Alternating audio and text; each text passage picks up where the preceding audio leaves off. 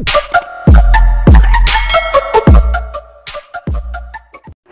mga master! Welcome back again to our channel. Panibagong araw, panibagong kabanata na naman ang pagsamasamayin natin ngayong araw na ito.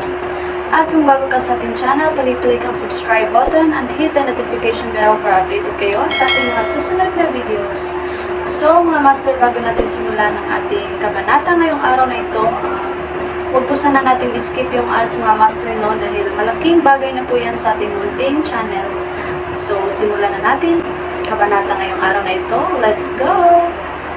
Kabanata 471 hanggang 480.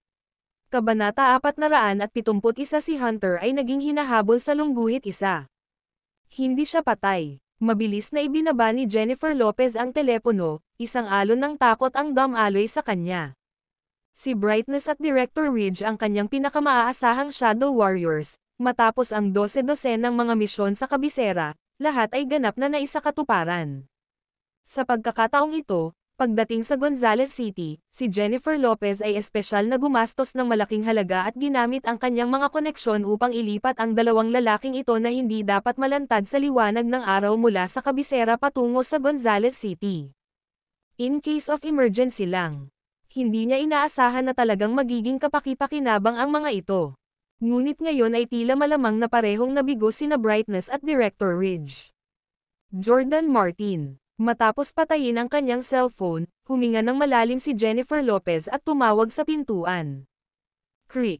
Dahan-daang bumukas ang pinto, at nakatayo si Jordan Martin sa pintuan, sa kanyang suit. Miss, anong kailangan mo? Sandaling dumilat ang kanyang tingin sa katawan ni Jennifer Lopez na nakasuot ng pijama bago mabilis na umiwas. Kahit na siya ay malapit na sa 40, si Jennifer Lopez ay nag-ingat sa kanyang sarili, na lumilitaw na mas nakakaakit kaysa sa ilang kababaihan sa kanilang 20s.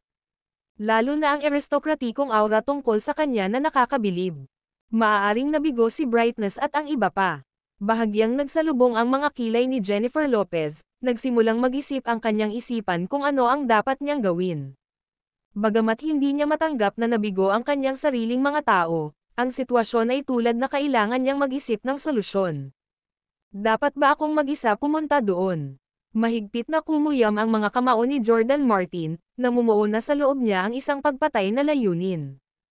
Ang sinumang nang ahas na ipahiya ang babaeng ito sa harapan niya ay nararapat na mamatay. Ikaw. Tumayo si Jennifer Lopez at nagsimulang maglakad sa kwarto. Magpadala ng isang tao upang suriin ang Brightness at ang iba pa, tingnan kung ano ang eksaktong nangyari sa kanila. Isa pa, hindi ipinapayong magtagal dito, kailangan nating bumalik kaagad sa kabisera. Kung ibinaba sina Brightness at Director Ridge, nangangahulugan ito na labis niyang minamaliit si Julius Reed. Napakaraming tycoon sa kabisera, na may maraming bodyguard, ang hindi makatakas mula sa mga tulad ni Brightness, at isa pa ring manugang, ay talagang kayang ibalik ang mga talahan na yan. Natitiyak ni Jennifer Lopez na hindi siya nagkamali ng narinig, ang boses sa phone ay kay Julius Reed. Ang boses na iyon, hinding-hindi niya makakalimutan sa buong buhay niya. Sige, magpapadala ako ng maghahawak nito ngayon. Napalingon pa lang si Jordan Martin nang marinig niyang sumigaw si Jennifer Lopez. May tao dito. Nang lumingon si Jennifer Lopez, natanong niya ang bintana sa likuran niya. May nakatayong lalaking nakaputi sa tabi ng bintana. Naaalala ang mga salita ni Julius Reed, mag-ingat sa bintana. Pakiramdam niya ay sumikip ang kanyang puso sa isang iglap. Ang hotel ay nasa ika-23 palapag. Tahimik at hindi napapansin sa bintana, malinaw na hindi siya ordinaryong tao. Sino nandyan? Marahas na umikot si Jordan Martin, ang kanyang kamay ay likas na inaabot ang baril sa kanyang baywang. Whoosh! Ngunit sa sandaling iyon lamang, isang ingay, na halos hindi marinig, ay sumipol sa hangin, at ang kanang braso ni Jordan Martin ay agad na tinusok, na nag-iwan ng isang madugong lukab.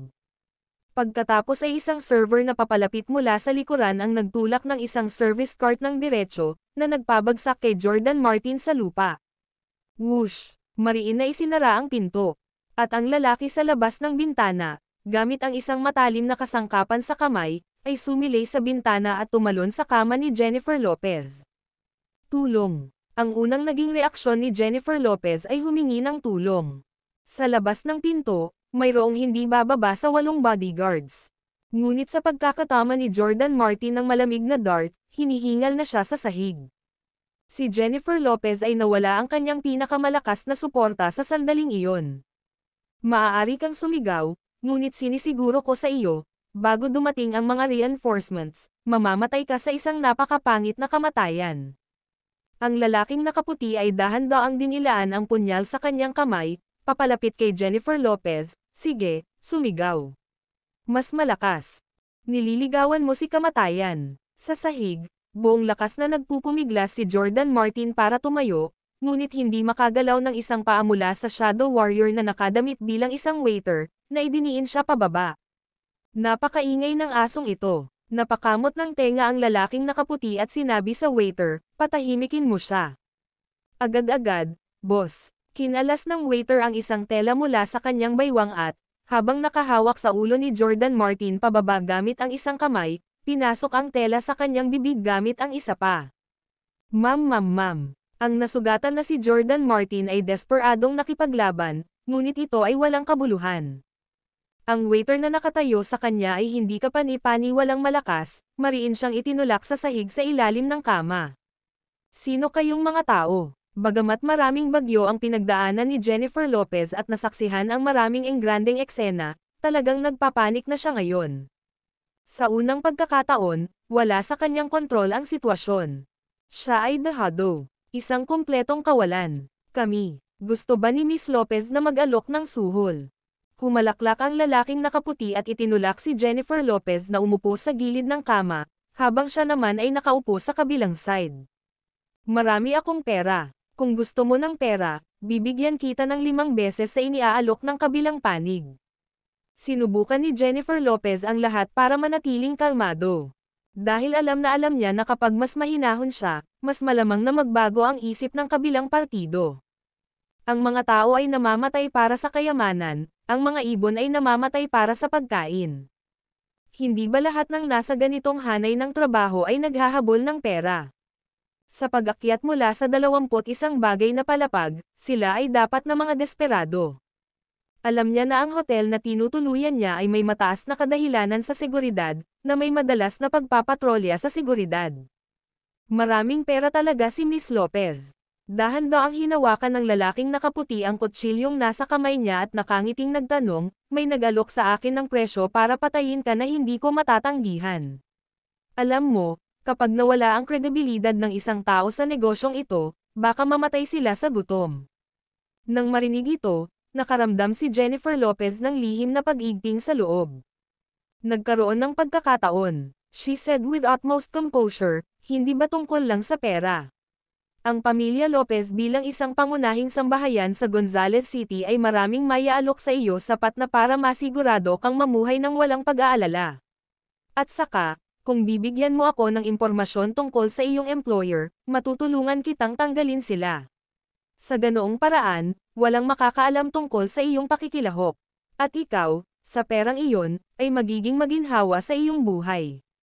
Walang ayaw sa pera. Hanggat ang kabilang partido ay handang makipag-usap, mayroon siyang paraan.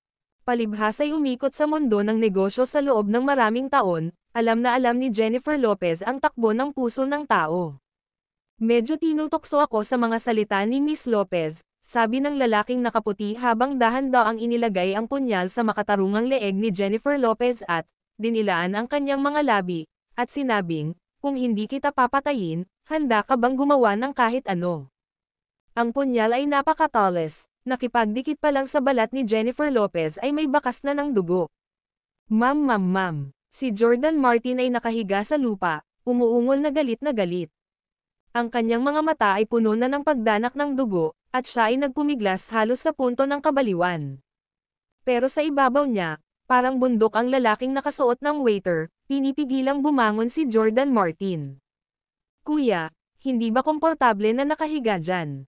Binuhat ng waiter si Jordan Martin, pinalo ng isang mabangis na suntok sa kanyang tiyan.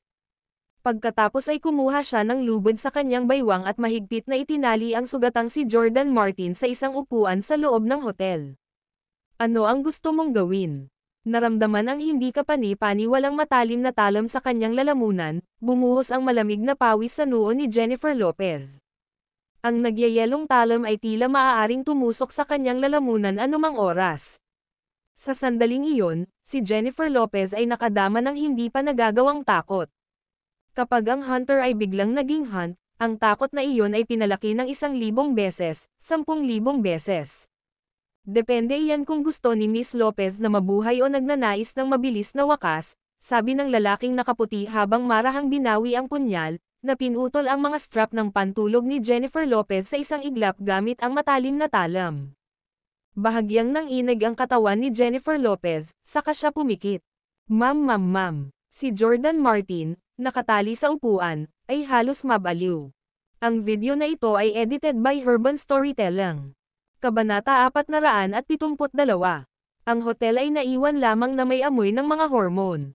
Nakahiga si Jordan Martin na nakapikit ang mga mata, namumutla na ang mukha. Pumiglas siya ng husto, ang kanyang mga braso at hita ay nababalot ng sariwang dugo mula sa alitan ng mga lubad. At may bahid din ng dugo ang tela sa kanyang bibig dahil sa kanyang mga bulalas na sigaw. Miss Lopez, salamat sa iyong mabuting pakikitungo. Dahan-daang nagsuot ng damit ang lalaking nakaputi, nakatingin kay Jennifer Lopez, na nakabalot ng mahigpit sa kumot sa kama, at nag-thumbs up. Sino ba ang mag-aakala na si Arlo Percival, ang walang kabuluhang iyon, ay magkakaroon ng pagkakataong makatikim ng ganoong kasarapan? Hindi mo malalaman hanggat hindi mo sinusubukan, ilang dekada na akong gumagala sa larangan ng pag-ibig, at ito ang unang pagkakataon na naramdaman kong nakatikim ako ng hinog na prutas. Sabi mo hindi mo ako papatayin. Bahagyang namula ang mga pisngi ni Jennifer Lopez, at ang kanyang mga mata ay sobrang komplikado. Nakaramdam siya ng galit, kahihiyan, at hinanakit. Mula nang umalis siya sa Arlo Percival, si Jennifer Lopez ay namumuhay ng mag-isa. Siya ay masyadong matalino upang ituring ang mga ordinaryong lalaki. Kahit si Arlo Percival ay walang karapatang hawakan siya. Sa mga taon na magkasama sila, magkahiwalay silang natutulog. Ngayon, habang siya ay nilalabag, ang bahagyang kasiyahang bumangon sa puso ni Jennifer Lopez ay nagpagalit sa kanya. Huwag kang mag-alala, paano ko matitiis na pumatay ng isang stunner tulad ni Miss Lopez? Huminga ng malalim ang lalaking nakaputi, walang pakialam sa tono, salamat sa 1.5 oras ng kumpanya mo. Oh, siya nga pala, hiniling sa akin ni Mr. Reed na maghatid ng mensahe sa iyo, ang iyong mga tauhan ay masyadong mahina, nakaramdam siya ng insulto. Naiintindihan ko, bahagyang nanginig ang labi ni Jennifer Lopez, nanginginig ang buong katawan. Sa katunayan, ito ay ginawa ng lalaking iyon. Umalis ka bukas sa Gonzales City, kung hindi, hindi rin kita mapoprotektahan. Anyway, a day as husband and wife means 100 days of grace. Pagbalik ko, sasabihin kong pinatay ka na. As for returning to the capital, that's not my concern anymore. Inayos ng lalaking nakaputi ang kanyang damit, pagkatapos ay tumingin sa service worker, all set. Handa na. 100 minuto. Boss, makakatagal ka talaga. Sabi ng service worker na may malaswang ngiti sa labi. Ikaw, malaki ang pagbabago sa mukha ni Jennifer Lopez. Na-record siya sa video. Kung ito ay lumabas, paano niya haharapin ang buhay sa mundo? Ang video ni Zane Percival ay maaaring masira ang kanyang mga taon ng pagsisikap, ngunit ang video na ito ay maaaring ganap na sirain siya. Ngunit ngayon, wala na siyang daan palabas. Ang mapanatili ang kanyang buhay ay isa ng luho. Paumanhin tungkol doon. Ang pamilya Lopez ay may napakalaking kayamanan at kapangyarihan, kailangan naming maging maingat sa iyong paghihiganti, tama ba? Lumapit ang lalaking nakaputi sa kama, marahang hinawakan si Jennifer Lopez, palm, Miss Lopez. Pagkatapos noon, tumatawa silang umalis ng service worker sa hotel. Naiwan ang silid na tanging si Jordan Martin, mahigpit na nakagapos, at si Jennifer Lopez, ganap na walang saplot. Narinig mo ang lahat, hinugot ni Jennifer Lopez ang kumot sa kanyang katawan at marahang dinampot ang kaliwang punyal sa kama gamit ang kanang kamay. Woo! Napakamot ng ulo si Jordan Martin. Nakasuksok pa rin sa bibig niya ang tela. Bumangon si Jennifer Lopez sa kama, lumapit kay Jordan Martin, at tinanggal ang tela sa kanyang bibig. Miss, ipaghihiganti kita. Puputukan ko ang 2 taong iyan. Pinaikit ni Jordan Martin ang kanyang mga mata, umuungal sa galit. Ang kanyang mukha ay nakamamatay na mapatla. Ang kanyang damit ay matagal nang nababad sa dugo. Narinig mo. Walang emosyong sabi ni Jennifer Lopez. Ako, narinig mo ang aking pag-iyak. Ulit ni Jennifer Lopez sa sarili. Miss, napalunok si Jordan Martin, mariing nakapikit ang mga mata. Idilat mo ang iyong mga mata, alam kong palagi mo akong gusto, ngunit palagi akong nagpapanggap na hindi napapansin. Huminga ng malalim si Jennifer Lopez, biglang lumambot ang kanyang kilos. Miss, I dare not. Pakisuot muna ang damit mo. Iniyuko ni Jordan Martin ang kanyang ulo, ang kanyang paghinga ay pabilis ng pabilis. Alam niyang hiyubot-hubad ang Jennifer Lopez na nasa harapan niya. Ayos lang, tulog na lahat. Tsaka family naman tayo dito diba? Jordan, tingnan mo ako. Dahan-daang itinaas ni Jennifer Lopez ang baba ni Jordan Martin gamit ang kanyang kamay, dahan-daang iniangat ang ulo nito. Buksan mo sila, alam kong gusto mo talagang tumingin. Sabi niya sabay ngiti, na parang may kasuyo sa lalaki. Miss, ako, napalunok muli si Jordan Martin, dahan-daang iminulat ang kanyang mga mata. Ang eksena sa harap niya ay nagpadala ng kanyang karera ng dugo. Mukha ba akong maganda? Si Jennifer Lopez ay ngumiti ng mapang-akit, isang pangitain ng nakamamanghang kagandahan. Ang ganda, natigilan si Jordan Martin. Kaya lang, sa sobrang lapit na distansya, nakita niya ang babaeng matagal na niyang pinagnanasaan, nakahubad. Thud, Miss, ikaw, pumunta ka sa kapayapaan. Sa tuwing nakikita-kita, naaalala ko ang aking sarili bilang isang asong babae. Ang punyal ni Jennifer Lopez ay dumiretso sa puso ni Jordan Martin. Naging malamig ang ekspresyon niya. Dapat mamatay kayong lahat. Kuwit, boss, tapos na. Ni-record ko yung video gaya ng bilin mo, kahit medyo mahaba. Hehe, hindi ko akalain na kaya ko pala. Pagkalabas ng hotel, ipinagmalaki ni Aaron Jackson kay Julius Reed ang kanyang mga nagawa ng may pagmamalaki.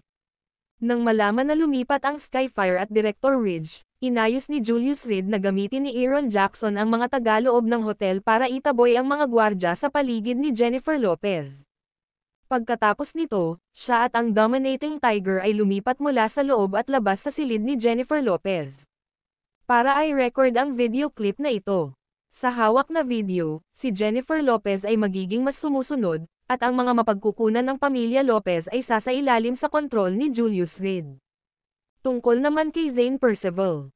Ang gayong menor de edad na karakter ay maaari lamang maging kanyan. Siguraduhin na ang video ay mahusay na nakaimbak, ito ay magiging lubhang kapaki-pakinabang sa ibang pagkakataon. Gayun din, bantayang mabuti ang mga galaw ni Jennifer Lopez. Iulat ka agad sa akin sa anumang palatandaan ng problema. Matapos ipadala ang kanyang lokasyon kay Aaron Jackson, inutusan ni Julius Reed ang kanyang mga tauhan na harapin ang mga katawan ng Skyfire at Director Ridge, na lumilikha ng ilusyon ng aksidenteng pagkamatay. Boss, ang mga tao ni Stacy Cook ay tila bumalik mula sa Five River Province. Kasunod ng iyong mga utos, mayroon akong maingat na sumunod sa kanila, at tulad ng iyong hinulaang, ang mga tao ni Stacy Cook ay dumiretso sa Ridge family. Mabilis na iniulat ni Aaron Jackson ang kritikal na pagtuklas na ito kay Julius Reed. Sa lohikal na pagsasalita, paano malalaman ni Stacy Cook ang isang reclusive major na pamilya tulad ng Ridge family? Ang mas nakakagulat sa akin ay ang Ridge family ay nagpadala ng ilang shadow warriors upang tahimik na sundan ang mga tao ni Stacy Cook pabalik dito. Wala na bang balita sa babaeng yan? Ang pinakakagiliw-giliw na bagay kay Julius Reed ay ang babaeng namamagitan sa sitwasyon. Ang Ridge family at Skyfire ay hindi mapagkakasundo na magkalaban, at kung ang babae ay hindi magpapakita sa lalong madaling panahon, ang Boulevard League ay malamang na masira. Boss, kung siya ay kasing espesyal gaya ng sinasabi mo, malabong masubaybayan siya ng ating mga tao. Bukod dito, may iba pa. Maurice Springs, naaalala mo ba siya? Nang mabanggit ang Maurice Springs, biglang nagkaroon ng interes si Julius Reed. I let him off once before, I wonder how he's doing now. Ano, bumalik na ba siya? Ayon sa intel mula sa Wilson Pavilion, si Maurice Springs ay isa na ngayon sa upper echelon sa Deep Cold, kahit na ang kanyang posisyon ay medyo pangalawa, nakakuha siya ng maraming pabor sa loob ng Deep Cold. Bumalik siya sa Gonzales City sa pagkakataong ito para maghayganti sa iyo dahil sa pananakit sa kanyang anak. Kawili-wili. Ipaalam sa akin sa sandaling makapasok ang Maurice Springs sa teritoryo ng Gonzales City. Marahang hinaplos ni Julius Reed ang singsing sa kanyang kamay, bumubulong sa sarili, dumating na silang lahat, napakasigla. Ang video na ito ay edited by Urban Storytelling. Kabanata 473 Pagpili ng endorser sa lungguhit isa. Nang makauwi si Julius Reed, pasado alas 11 na ng gabi. Inisip na lang ni Keller Radcliffe na matagal na niyang hindi nakikita ang kanyang mga kaibigan at kasama silang kumakain at umiinom sa labas kaya hindi na siya masyadong nagtanong. Kinabukasan, pagsapit ng madaling araw, sumakay si Keller Radcliffe sa kanyang sasakyan at lumabas ng mansyon, dumiretso sa Radcliffe Group. Sa mga araw na ito ay abala siya sa paghahanap ng tagapagsalita, ipinagkatiwala ang lahat ng mga gawain ng kumpanya kay Dempsey Davenport. Siya ay pupunta sa grupo ngayon partikular na talakayin ang bagay na ito.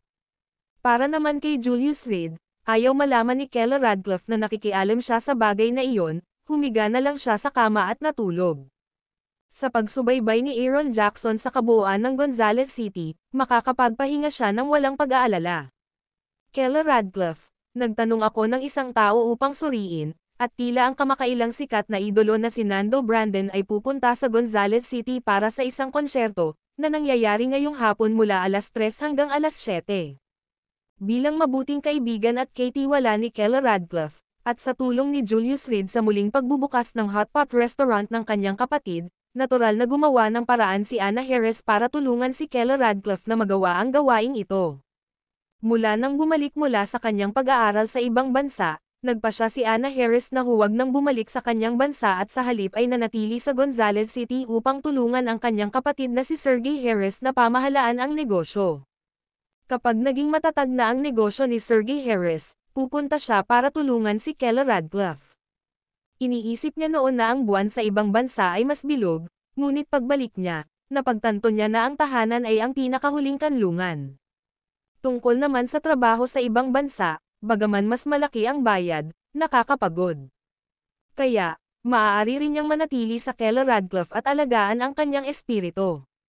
Nando Brandon, nabalitaan ko na siya, bigla siyang sumabog sa internet nitong nakaraang 2 taon, na maraming mga batang babae na tagahanga.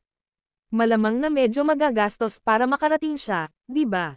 Mabilis na na-flash ni Keller Radcliffe sa kanyang isipan ang lahat ng makukuhang impormasyon tungkol kay Nando Brandon. Edad, 21. Mga gawa ng kinatawan, Immortal Ancestor. Mga kanta, wala talagang maalala. Ang taong ito ay isang nangungunang artist sa ilalim ng banner ng Enlightened Media, tunay na isang batang taga-ani. Maraming kabataang estudyante ang nahuhumaling sa kanya kaya tatakas sila sa bahay para maging asawa ni Nando Brandon. Sa mga nakalipas na taon, walang tigil ang paglitaw ng mga bagong talento, ngunit ang tanging naging sensasyon sa magdamag ay si Nando Brandon. Ang bayad sa pag-endorso ay tiyak na magiging matarik. Iyon ang bagay na nagbigay kay Keller Radcliffe ng pinakamalaking sakit ng ulo. Hindi siya katulad ni Bran Cook sa kanyang napakaraming kayamanan. Ang mga maliliit na may-ari ng negosyo sa likod niya ay hindi kumita ng malaki. Kahit na ang bayad para sa pag-endorso na ito ay kailangang karamihan ay lumabas sa sariling pondo ng Radcliffe Group, na inayos mismo ni Keller Radcliffe. Kapag may problema sa pondo, lalo siyang nag-alinlangan sa kanyang mga pakikitungo. Subukan natin ito. Dapat alam ni Bran Cook ang tungkol dito, at kung makarating sila sa kanya bago natin gawin, ang paghahanap ng isang taong may mas malaking pangalan ay magdudulot sa atin ng astronomical figure. Alam ni Anna Harris ang mga paghihirap ni Keller Radcliffe, ngunit kapag nagsimula na ang taya, wala nang babalikan. Kinailangan nilang subukan ito kahit papaano. Subukan natin pagkatapos. Hindi ko alam kung makakapag-set up tayo ng appointment. Si Keller Radcliffe ay tumango, alam na kahit na nabigo sila, kailangan nilang subukan. May kaklase ako na nagtatrabaho bilang ahente sa kumpanya ni Nando Brandon, hihingi ako ng tulong sa kanya. Kinuha ni Anna Harris ang kanyang telepono, Nag-scroll sa kanyang mga kontak saglit, at sa wakas ay may nakitang tao. Ahente ng Enlighten Entertainment Media Group, Houston Green. Houston Green, si Anna Harris ito, maaari ka bang makipag-ugnayan kay Nando Brandon ngayon? Nagpadala ng voice message si Anna Harris. Ang Houston Green ay nagmula sa isang napakayamang pamilya, isang tipikal na mayamang pangalawang henerasyon. Pagkatapos ng graduation, salamat sa mga koneksyon ng kanyang pamilya, pumasok siya sa Enlighten Media at naging ahente. Sinasamantala ang kanyang kapangyarihan, pinagsamantalahan niya ang maraming kabataang babae na bago sa eksena. Tulad ng sasabihin ng mga nasa loob ng Enlighten Group, siya ay isang groom tuwing gabi. Maraming kabataang babae ang dumating sa industriya ng entertainment na may mga pangarap ng magdamag na katanyagan, para lamang paglaruan at pagkatapos ay malungkot na lumuhad. Tulad ng mga alon ng ilog Yangtze na nagpapasulong ng mga bagong alon sa likod nila, ang mga taong iyon ay hindi kailanman nagkukulang. At ang Houston Green ay eksakto ang uri upang mapakinabangan ang pag-iisip ng mga batang babae na ito, na patuloy na nakikihalubilo sa mga kababaihan sa kolehiyo. Nakaramdam ng matinding pagkasuklam si Anna Harris kay Houston Green, ngunit wala siyang pagpipilian kundi ang makipag-ugnayan sa kanya.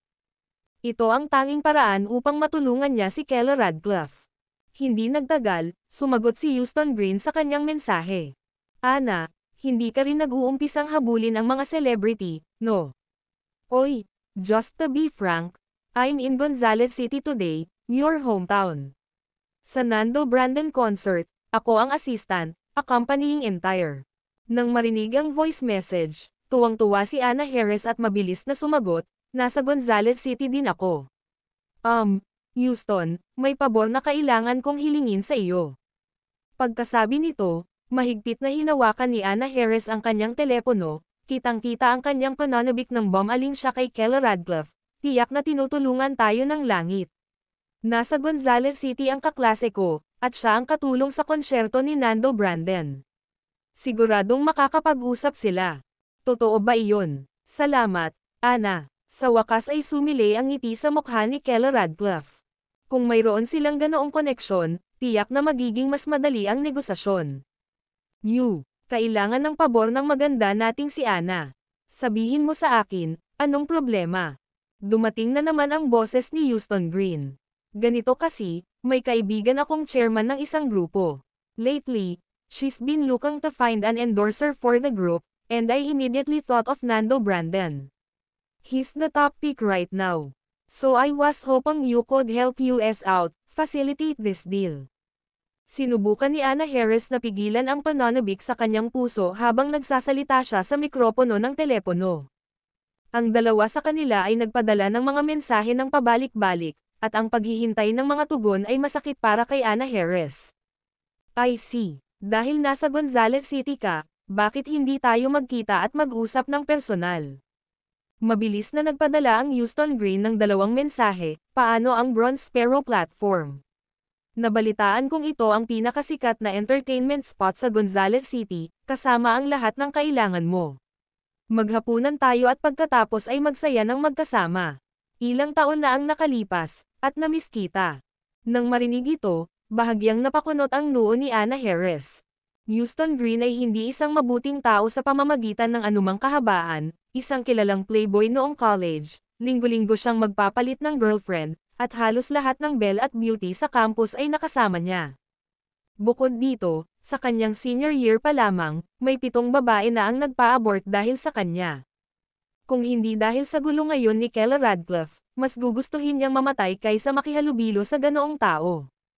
Ngunit wala siyang pagpipilian, itinaya ni Kela ang lahat ng kanyang mga ari-arian dito, at bilang isang mabuting kaibigan, kinailangan ni Anna Harris na ituloy ang pagpupulong sa kabila ng kanyang pag-aatubili.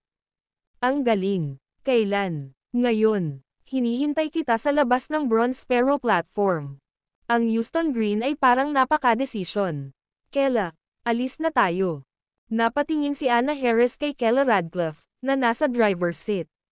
Let's go. Ito ay isang bihirang pagkakataon, at dapat nating samantalahin ito. Kung magtagumpay tayo, si Brancock at ang iba pa ay kailangang magtungo sa kabisera at maghanap ng ilang tunay na malaking shot upang posibleng malampasan tayo. Tumanggo si Kella Radcliffe. Ito ang kanilang pinakamahusay na pagkakataon, upang ibalik ang mga talahanayan. Ang lupon ng tagahanga ni Nando Brandon ay lubos na maimpluwensyahan, kamakailan ay nagwawalis sa iba't ibang mga pangunahing chart. Kung may secure nila ang isang tulad niya, walang ibang bagong mukhang upstart ang makakalaban. Hindi mabuting tao si Houston Green, kailangan mong mag-ingat. Kinuyam ni Anna Harris ang kanyang telepono, pakiramdam na wala siyang magawa. Sana, bilang pagsasaalang-alang sa dati nating pagkakaibigan, gawin niya sa akin ang pabor na ito. Tahimik siyang nanalangin sa kanyang puso. Ang video na ito ay edited by Urban Storytelling. Kabanata 474, ang tansong maya sa malalim na spring ay nakalok sa dalawang cheyos sa lungguhit isa. Pagdating ng dalawa sa Copper Sparrow platform sakay ng kanilang sasakyan, nakatayo sa entrance ang tatlong binata. Sa harap nila, maayos na nakaparada ang tatlong Ferrari. Ang bawat isa ay nagkakahalaga ng mahigit 5 milyon. Ang nasa gitna ay Houston Green, ang iba, hindi ko kilala. Matapos makita ang tatlong lalaki, dahan-daang pinaandar ni Kella Radcliffe ang kotse papunta sa Copper Sparrow platform at umatras sa isang parking spot. Hindi mabuting tao ang kaklase ko, isang tipikal na hamak. Mag-ingat sa paligid niya mamaya. Matapos paalalahanan siya, tinanggal ni Anna Harris ang kanyang seatbelt at itinulak ang pinto ng kotse. Anna. Si Houston Green, na nakatayo sa pasukan, ay nakita si Anna Harris na bumababa mula sa Rolls-Royce, nagmamadaling tinanggal ang kanyang salaming pang-araw, nag-jogging, at sinakay si Anna Harris. Ang ganda, ang tagal mo na. Lalo kang gumanda. Mr. Henry Green ay lalong gamwapo sa kanyang sarili. Si Anna Harris, na pinipigilan ang kanyang pagkasuklam, ay itinulak ang mga kamay ni Houston Green palayo sa kanyang katawan. Ito ang nang makita ng tatlong lalaki si Kella Radcliffe na bumaba ng sasakyan, nanlaki ang mga mata nila. Isang kagandahan. Isang ganap na kagandahan. Talagang higit sa 9 sa 10. At siya ay walang make-up. Nakipaglaro sila sa maraming babae mula sa akademya ng pelikula, ngunit ang mga babaeng iyon ay likas na nagdadala ng kahalayan. Ang aura ni Kella Radcliffe na walang bahid ng mortal na alikabok, tulad ng isang diwata, ay agad na sumabit sa mga pagnanasa ng mga lalaking ito.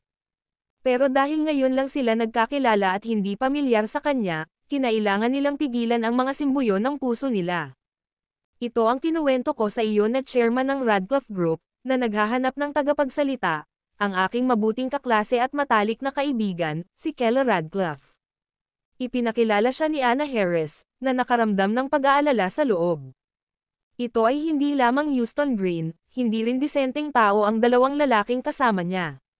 Nakatingin silang tatlo kay Kella Radcliffe, puno ng pagnanasa ang kanilang mga mata. Miss Radcliffe, ikinagagalak kitang makilala. Nanguna si Houston Green at naglakad, iniabot ang kanyang kamay. Isang kasiyahan. Bahagyang ngumiti si Kella Radcliffe, hindi kinuha ang kamay ni Houston Green. Narinig ko si Anna na nag-usap tungkol sa kung gaano kahanga-hanga ang kanyang kaklase, isang gintong ahente sa murang edad. Ngayon ay kasama mo ang nangungunang trending na si Nando Brandon, tiyak na maliwanag ang iyong kinabukasan. Kailangang sabihin pa ang gayong mga kasiyahan. Nang makitang hindi nakipagkamay si Kella Radcliffe sa kanya, isang flash ng inis ang panandaliang bumalatay sa mga mata ni Houston Green ngunit agad itong nawala. Gayunpaman, pinukaw nito ang kanyang pagnanais na sakupin siya. Sa mga batang babae na itinapon ang kanilang sarili sa kanya sa nakaraan, halos hindi siya makakuha ng interes. Maaari lamang siyang maghanap ng mga kilig sa pamamagitan ng iba't ibang estilo at cosplay. Ngayon, nakatagpo ng isang mapaghamong batang babae na may mga koneksyon sa gobyerno, labis na nasasabik ang Houston Green. Hayaan mong ipapakilala kita. Natahimik siya at agad na naging napaka-gentleman. Ang aking mabuting kaibigan, isa ring ahente ng ginto mula sa Enlighten Media Group, si Osby Michael. Ang kinatawan ng negosyo ng Enlighten Group, si Dmitry Leopold. Pagkatapos ng pagpapakilala, lumapit sina Osby Michael at Dmitry Leopold, nakangiti at nagsabing, napakaganda talaga ni Miss Radcliffe. Kaming magkakapatid ay nagtatrabaho sa kumpanya ng entertainment at nakakita ng maraming magagandang babae, ngunit si Miss Radcliffe lang ang tunay na nakapansin sa amin. Tama, Simula nang titigan ko si Miss Radcliffe, napukaw ang puso ko. Kung hindi ikaw ang chairman ng kumpanya, tiyak na isa kang top domestic actress. Silang dalawa ay scouts by trade at kung ano-anong malaswang imahe ang tumatakbo sa kanilang isipan habang nakatingin kay Kela Radcliffe. Para sa kanila, ang mga babae ay walang iba kundi mga kasangkapan para sa sexual na pagpapalaya. Kung gaano karaming mga tila puro artista sa loob ng grupo ang aktwal na natulog na alam kung gaano karaming mga lalaki. Ang ilan, sa kanilang paghahanap para sa katanyagan, ay natulog pa nga kasama ang lahat sa isang buong tripulante, hindi man lang pinabayaan ang mga lalaki. Salamat sa mga papuri, pumasok tayo sa loob at mag-usap. Magalang nang umiti si Kela Radcliffe. Ang kanyang presensya ay ganap na nakakuha ng atensyon ng tatlong lalaki hanggang sa kahit na si Houston Green, na nag-iisip na umidlip kasama si Anna Harris, ay itinulak ang pag-iisip sa kanyang isipan. Bukod sa kagandahan, may ugali din ang isang babae. Kakaiba ang ugali ni Kela Radcliffe, lalo na kung ihahambing sa mga babaeng umaamoy ng kahalayan. Talagang, malakas ang hangin sa labas, at kung nilalamig si Miss Radcliffe, tayo ang makasalanan. Tawa ng tawa si Dimitri Leopold at sinabing, pakiusap, pagkatapos mo. Habang papalapit ang bagong taon, medyo naging malamig ang panahon sa Gonzales City. Malakas ang hangin sa labas, at naramdaman ng lahat ang nanginginig na lamig. Kung ganoon ay umalis na tayo. Sinulyapan ni Houston Green ang mga umaatres na figure ni Kela Radcliffe at ng iba pa, tahimik na kinuha ang kanyang telepono, at tumawag. Hanapin para sa akin ang isang babaeng nagngangalang Kela Radcliffe, na sinasabing chairperson ng Radcliffe Group. Gusto ko ang kanyang impormasyon, mas detalyado ang mas mahusay. Naiintindihan mo, Mr. Henry Green. Kinilala ng boses sa kabilang dulo ng telepono bago ibinaba ang tawag. Sabi nila, ang Ember Falls ang pinakamalaking entertainment venue sa Gonzales City, at mukhang talagang naaayon sa reputasyon nito. Pinalaki ni Dimitri Leopold ang loob ng Ember Falls, tumanggo at sinabing, kahit kumpara sa ilang nangungunang entertainment venue sa bansa, hindi nagkukulang ang Ember Falls. Ang multi-million-dollar full-service entertainment club na itinayo ni Aaron Jackson ay medyo sikat sa buong Five River Province. Marami ang dumating partikular para sa kilalang karanasan sa pinakamataas na pamantayan ng paggamot ng Gonzales City. Dahil ito ang base ni Aaron Jackson, ang Ember Falls ay may saganang security at service staff. Hindi ako pinapabore ng swerte gaya ni Mr. Springs, ang Ember Falls ay nagtataglay ng malalim na kagandahan ng Tucheyos. Hindi napigilan ni Houston Green na purihin habang tinitingnan ang mga salitang Ember Falls, sa silid. Ngayon, si Miss Radcliffe at Anna Harris ay parang dalawang kiyaw. At kami, determinado na maging Ember Falls. Haha, tama si Mr. Henry Green. Ang mga magagandang babae ay kanais-nais para sa mga ginoo. Talagang bagay si Miss Radcliffe sa kabantugan ng dalawang kiyaw. Hindi itinago ng tatlong lalaki ang kanilang intensyon, hayagang ipinahayag ang kanilang pagmamahal sa sandaling pumasok sila. Ang aking bestie ay kasal na, nakakalungkot. Naaangkop na sumingit si Anna Harris paminsan-minsan. Oh, nang marinig ito, umasim ang kanilang mga ekspresyon. May asawa na siya. Ngunit iyon ay maliit na kahihinatnan sa kanila, naghahanap lang sila ng saya. Kahit na maaaring hindi siya isang walang kamali-mali na piraso ng puting jade, mas mahusay siya kaysa sa mga puno ng mantsa. Huwag mag-alala, akyat na tayo sa itaas. Na-reserve ko na ang Asher Dragon Box, ang pinakamahal na box sa Ember Falls, na nagkakahalaga ng 880,000 sa isang umaga lang. Iniunat ni Dimitri Leopold ang kanyang kamay, na bumubuo ng figure para sa 880,000 gamit ang kanyang mga daliri. Sa Asher Dragon Hall, lahat tayo ay makakapaglarong emperador. Biro ni Houston Green, bahagyang tinapik ang reception desk. Asher Dragon Hall, lead the way. Sir, maghintay ka lang sandali. Nang malaman na bisita sila para sa Asher Dragon Hall, kinuha ng receptionist ang telepono, at kaagad, 100 waitstaff ang lumabas mula sa loob ng Ember Falls. Kalahati sa kanila ay lalaki, at kalahati ay babae. Magandang araw, Ginoo. Maaari ko bang malaman kung ikaw si Mr. Dimitri Leopold? Lumapit ang isang supervisor at nagtanong. Tama, ako ito. Si Dmitry Leopold ay humakbang pasulong na may kumpiyansa na ipinagmamalaki ang kanyang mga kamay na nakahawak sa kanyang likuran. Ang mabigat na paggastos na 880,000 ay magpaparamdam sa sino man na matapang. Sir, sundan niyo po ako. Bahagyang ngumiti ang supervisor at tumalikod para manguna. Ang natitirang mga tauhan ay sumunod na malapit sa likod ng grupo, maingat na sinasamahan sila. Nang makita ng isang lalaki sa reception desk si Keller Radcliffe, agad niyang inilabas ang kanyang telepono at nagpadala ng mensahe. Si Kuya, si Hipag ay pumunta sa Ember Falls kasama ang 3 lalaki. Ang video na ito ay edited by Urban Storytelling. Kabanata 475, ang plano ng 3 sa lungguhit isa. Ang pinakamataas na baitang ng Copper Sparrow platform ay naglalaman ng 4 na malalaking bulwagan, Azure Dragon, White Tiger, Vermilion Bird, at Black Tortoise. Sa mga bulwagan na ito, ang pinakamahal ay ang Azure Dragon Hall. Nagkakahalaga ito ng tumataginting na 888,800 para lamang sa isang umaga. Ang White Tiger Hall, sa kabilang banda, ay nangangailangan ng 666,600. Ang Vermilion Bird at Black Tortoise ang pinakamura, pero kahit isang umaga, 330,000 pa rin ang halaga. Mayaman man o maharlika ang mga pumupunta rito. Karamihan ay narito upang pag-usapan ang negosyo o para sa isang pagtitipon ng mayayamang mga ngalakal. Kung hindi, sinong ordinaryong pamilya ang handang gumastos ng halos 1,000,000 para lang mag-enjoy ng umaga dito? Ngunit ang mahal ay may isang kapintasan. Para sa mga customer na papasok sa Azure Dragon Hall, ang lahat ng kanilang mga gastos sa venue ay waived. Sa resibo na 888,800, masisiyahan ang isang tao sa isang buong araw na paglalaro sa Copper Sparrow platform, at dinobol ang service staff sa buong pagbisita. Anumang kahilingan ay maaaring matugunan sa loob ng kalahating minuto. At lahat ng pagkain at inumin sa Copper Sparrow platform ay walang bayad. Nang dumating ang 5 tao sa Azure Dragon Hall, na may kasamang mahigit 100 waiter.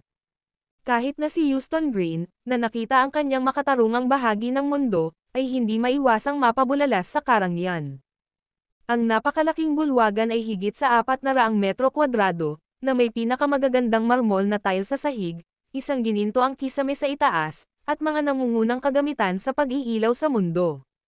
Available ang mga opsyon sa entertainment ng bawat uri, at maging ang mga alak sa dingding ay libu-libong RMB bawat bote. Ang pera na ito ay ginastos ng mabuti. Lumapit si Dmitry Leopold sa sofa at dahan-daang umupo. Masyadong comfortable ang sofa na ito. Siya, isang saya ng isang mayamang pamilya, ay parang wala siyang nakita hanggang sa dumating siya sa Azure Dragon Hall. Anong brand ito? Bibili ako ng set pagbalik ko. Masyadong comfortable. Laming-galinga si Dmitry Leopold ngunit hindi niya makita ang tatak ng sofa. Sir, ito po ay mga imported na sofa, itong 6 na sofa lang po ay 3,000,000 ang presyo.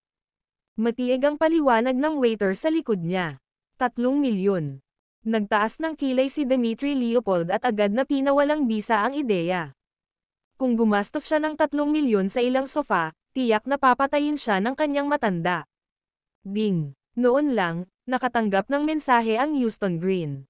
Pagkabasa nito ay hindi napigilan ang paglabas ng ngiti sa kanyang mukha. Miss Radcliffe, maghintay muna kayo ni Anna Harris dito saglit. May kaunting negosyo sa kumpanya namin, kaya magdadahilan kami sa loob ng 3 minuto. Kapag nakapag-usap na kami ni na Brother Leopold, Osby Michael, at babalik kami. Tumayo siya, na may halong paghingi ng tawad. Mauna ka. Nakangiting sabi ni Keller Radcliffe. Sa mga ganitong pagkakataon, kapag humihingi sila ng pabor, maaari lamang silang kumilos ng mapagkumbaba. Mabilis na tumayo ang 3 lalaki at umalis. Mga kapatid, maswerte tayo. Ipinakita ni Houston Green ang mensaheng natanggap niya kina Dmitry Leopold at Osby Michael. Ang Radcliffe Group ay isang korporasyon na nasa bingit ng bangkarota. At ang tinatawag na kasal ni Keller Radcliffe ay walang iba kundi ang Radcliffe family na kumukuha ng walang kwentang manugang. Ang kanyang asawa ay kilala sa buong Gonzales City bilang isang aksaya ng espasyo. Ang dalawa ay nasa pangalan lamang, natutulog sa magkahiwalay na kama sa nakalipas na 3 taon. Bukod dito, nakipagpustahan pa si Keller Radcliffe sa lokal na batang magnate, si Bran Cook, upang makita kung sino ang maaaring mag-recruit ng mas mataas na profile na tagapagsalita. Kapag natalo siya, hindi lang mawawala ang Radcliffe Group, ngunit wala siyang maiiwan. Inilatag ng maikling mensahe ang kalagayan ni Keller Radcliffe sa tatlong lalaki. So sinasabi mong virgin pa siya. Tumaas ang kilay ni Dmitry Leopold, nakakatuwang sorpresa. Hindi sila estranghero sa mga birhen, ngunit para hindi mahawakan ang ganoong kagandahang antas ng Diyosa, hindi nila maiwasang mapakilos. Muling sumiklab ang pagnanais na saglit nilang pinigilan. Sasabihin kong may mataas na pagkakataon. Si Osby Michael ay nagpakita ng mapanlinlang na ekspresyon, sa pagitan nating tatlo na magkakapatid, sino ang mauuna? Hold on. Paano kung hindi siya pumayag? Pwede pa ba natin siyang pilitin? May ilang reserbasyon pa rin ang Houston Green tungkol sa Keller Radcliffe. Kung tutuusin, hindi lang siya isang performer, siya ang chairman ng isang corporate group, at kung pipilitin nila, ang mga kahihinatnan ay maaaring maging lubhang mahirap. Siya lang ang chairman ng isang kumpanya na malapit ng malugi. Who knows, bukas ay baka kilalang-kilala na siyang may utang. Tumawa si Dmitry Leopold at sinabing, ito ay isang pagkakataon. Wala siyang pagpipilian. Dapat mong malaman na si Bran Cook ay isang kilalang tao, narinig ko ang tungkol sa kanya kahit nasa kabisera. Ibig sabihin ba nito ay matatalo na siya? Umiikot ang mga mata ni Osby Michael. Ngunit kailangan nating bigyan siya ng ilusyon, ipaisip sa kanya na hanggat natutulog siya sa akin, mahahanap niya si Nando Brandon, bubuhayin muli ang Radcliffe Group, at ilagay ang kanyang sarili sa isang kapaki-pakinabang na posisyon upang manalo sa taya. Nang magsalita si Dmitry Leopold tungkol sa mga bagay na ito, siya ay ganap na master ng mga laro ng pag-ibig. Sa paglipas ng mga taon sa kanyang karera, nakatagpo siya ng maraming mabubuting babae. Ngunit ang mga tao ay may mga kahinaan. Yaong mga malinis at may malalim na paghamak sa mga nakatagong tuntunin, lahat sa huli ay masunurin na lumuhad sa ilalim ni Dmitry Leopold, naging mga babae para sa iba upang tangkilikin ang gusto. Ngayon ay sinamantala na ni Dmitry Leopold ang isa pang pagkakataon. Alam niyang hindi kakayanin ni Keller Radcliffe na matalo. Kaya dapat ba nating paghaluin ang biyaya sa kalubhaan? Gumapang ang sulok ng bibig ni Osby Michael sa isang nakakalokong ngiti. O, dapat ba natin siyang ipagdamot? Wala siyang talino tulad ni Dmitry Leopold, ngunit mayroon siyang isang malakas na background ng pamilya at mahusay na itinatag sa loob ng Enlightened Group. Napakaraming babae na hindi niya kinaya ang inihatid sa kanyang kama sa tulong ni Dmitry Leopold. Ang pinakamalaking alalahanin ko ay, paano kung malaman niya na hindi talaga kami makakapag-usap ni Nando Brandon, paano? May ilang alalahanin pa rin ang Houston Green. Bagamat inaangkin nilang mga nangungunang artista, ito ay isang harapan lamang. Napakalalim ng entertainment industry. Galing sila sa disenteng pamilya, pero sino sa industriya ang walang background? Lalo na si Nando Brandon, sa likod niya ay nakatayo ang isang napakalaking financial backer. Kaya hindi na kinailangan ni Nando Brandon na makipagkita sa kanila at nagtamasa ng mataas na antas ng kalayaan sa loob ng Enlightened Group. Ang mga taong tulad nilang tatlo ay hindi man lang nagkaroon ng pagkakataon na makausap si Nando Brandon. Ngunit si Houston Green, upang magpakitang gilas sa harap ng kanyang mga kaklase, ay nagsabing maaari silang makipag-ugnayan kay Nando Brandon. Hindi niya akalain na mauuwi siya sa pagkabit ng isang malaking isda tulad ni Keller Radcliffe. Ano ang dapat ikatakot? Kung sa atin siya matutulog, anong mukha ang haharapin niya sa atin? Mamaya, dein mo siya sa pag-inom, Calvin, ay droga mo siya. Ngumisi si Dmitry Leopold, sa oras na iyon, hindi ba siya matatakot na mawalan ng mukha? May katuturan. Tumango ang dalawa, tinulak ang pinto, at bumalik sa Asher Dragon Hall. Hektik ang negosyo sa kumpanya, tinawagan lang ako ni Nando Brandon para tanungin kung may plano ba ako ngayon. Umupo si Dmitry Leopold sa sofa, ibinuka ang kanyang mga kamay, tulad ng alam mo, sikat na sikat siya kamakailan, at kailangan naming gumawa ng ilang mga hakbang sa proteksyon. Kung hindi, gusto ng lahat na makilala siya, at ito ay imposible. Ang kanyang mga salita ay casual na nagpahayag ng kanyang mga kakayahan. Kailangang makinig sa kanya ni Nando Brandon, At sino mang gustong makita si Nando Brandon ay kailangang dumaan sa kanyang pag-aproba. Walang ibang paraan. Napakahusay ni kapatid na Leopold, isa sa iilang tao na tunay na iginagalang ni Nando Brandon. Kadalasan, kapag nakatagpo si Nando Brandon ng anumang isyu, pupunta siya upang kumonsulta kay kapatid na Leopold bago gumawa ng matatag na desisyon. Nagpaliwanag si Osby Michael sa gilid, na lalong nagpaganda ng impresyon ng impluwensya ni Dmitry Leopold. Talaga, isang kurap ng saya ang sumilay sa mga mata nina Anna Harris at Kelly Radcliffe. Kung iyon nga ang nangyari, hindi magiging mahirap ang pagkuha kay Nando Brandon bilang tagapagsalita. Siyempre, sa Enlightened Group, mayroon akong malakas na koneksyon. At ngayon ko lang narinig, Miss Radcliffe, hinahanap mo si Nando Brandon bilang tagapagsalita. Dmitry Leopold crossed his legs and a lascivious gleam flashed in his eyes, kung gayon ay napunta ka sa tamang tao. Ang video na ito ay edited by Urban Storytelling. Kabanata 476, Routine sa Lungguhit 1. Hindi masama, ang aming pagbisita ngayon ay upang umaasa na kayong mga Ginoo ay maaaring tumulong at makapagsalita kay Nando Brandon para sa akin. Hindi napigilan ni Kelly Radcliffe na medyo excited sa loob. Si Nando Brandon ay isang nangungunang domestic young heartthrob, na nagdala ng hindi mabilang na mga tagasunod.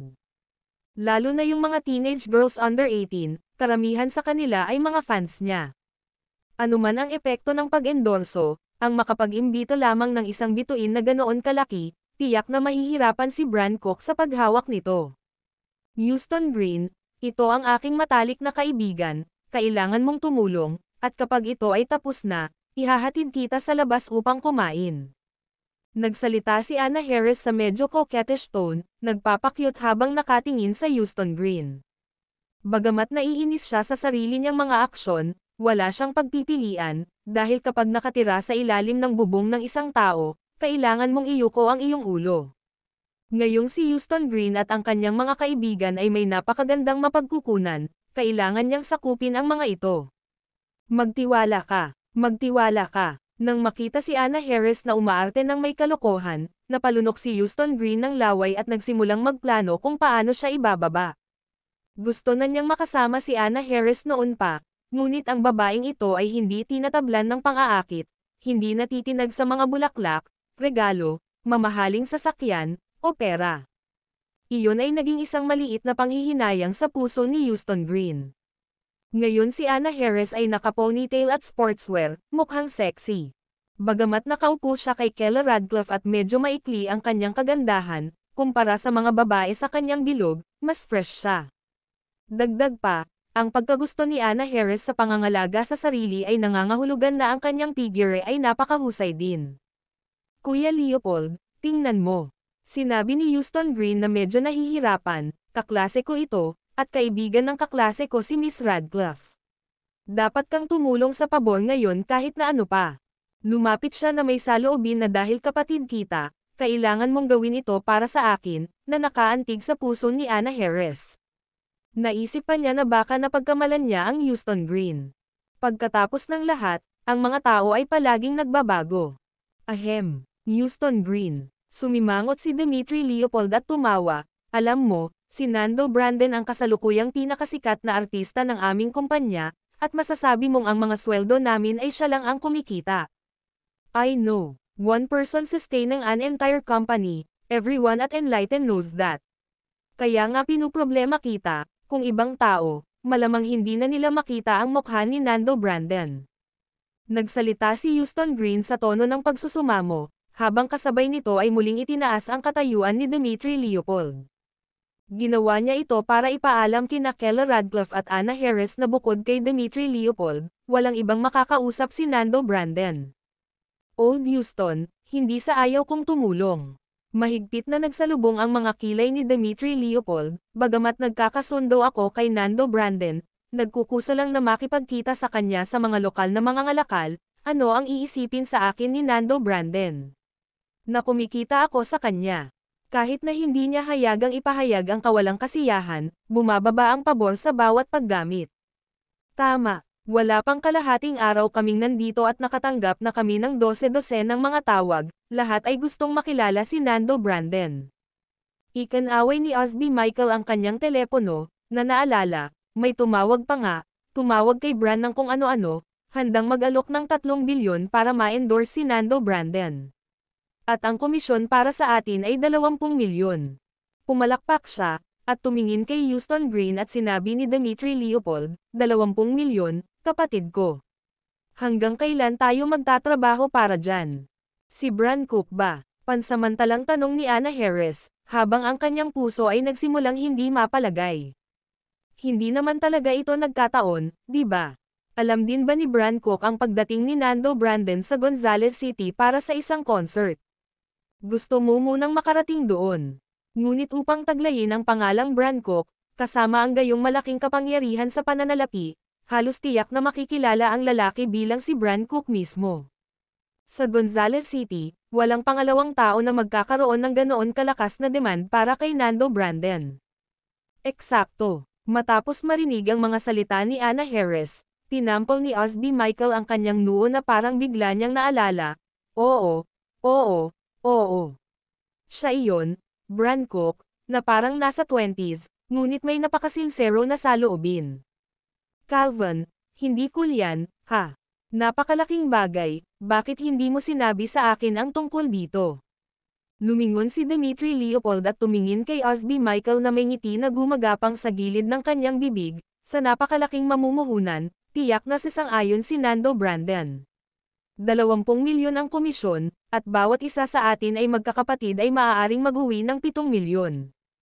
Tuwang-tuwa silang dalawa, handa na silang tawagan si Nando Brandon para pag-usapan ang bagay na ito. Sa sandaling ito, alam ni Houston Green na dumating na ang oras niya para sumikat. Hoy, Mr. Leopold. Nagdilim ang kanyang mukha, at malungkot niyang sinabi, hindi ka masyadong mabait. Anong problema ko? Iniwan ni Dmitry Leopold ang kanyang telepono, ibinaling ang kanyang ulo upang tumingin sa Houston Green, 7 milyon, kung hindi ka makikibahagi dito, bawat isa sa atin na magkakapatid ay maaaring makakuha ng 10 milyon. Pagkasabi nito, nagsimula siyang mag-scroll sa mga kontak sa kanyang telepono at mabilis na nahanap ang pangalan ni Nando Brandon. Mr. Leopold. Muling tumawag si Houston Green, at sa isang sampal, natamba niya ang telepono ni Dmitry Leopold mula sa kanyang kamay. Anong ginagawa mo? Galit na tumayo si Dmitry Leopold, pinandilatan ang Houston Green, ang pagharang sa kapalaran ng isang tao ay parang pagpatay sa kanilang mga magulang. Kapatid, matagal na tayong magkakilala, ano ba talaga ang gusto mong gawin? Siya ay nagsalita sa isang napakamaiinip na tono. On the side, Osby Michael also took the opportunity to add fuel to the fire. Mr. Henry Green, we know you have some influence, but at Enlightened Group, you're the first to dare to treat young Master Leopold like this. Mag-isip kang mabuti, gusto mo bang ipagpatuloy ang pagtatrabaho sa larangang ito o hindi? Nang makita silang tatlo na agad na lumingon sa isa't isa, isang tumayo si Anna Harris, hinawakan ang Houston Green, hayaan mo na. Aaminin natin ito sa ating sarili. Kung mawalan ng trabaho si Houston Green dahil dito, makokonsensya at hindi mapalagay si Anna Harris sa natitirang bahagi ng kanyang buhay. Hindi pwede. Itinulak ni Houston Green ang kamay ni Anna Harris, itinuro si Dmitry Leopold, sinabi niya, Mr. Leopold, ilang taon na tayong magkapatid, di ba?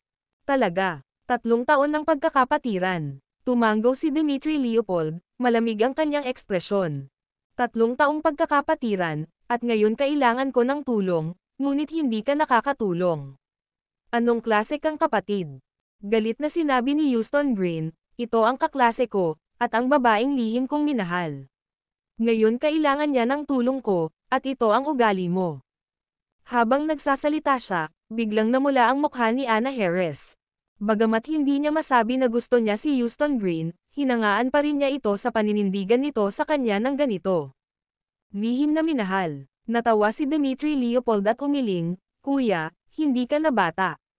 Kung girlfriend mo ang taong ito, hindi ako magdadalawang isip.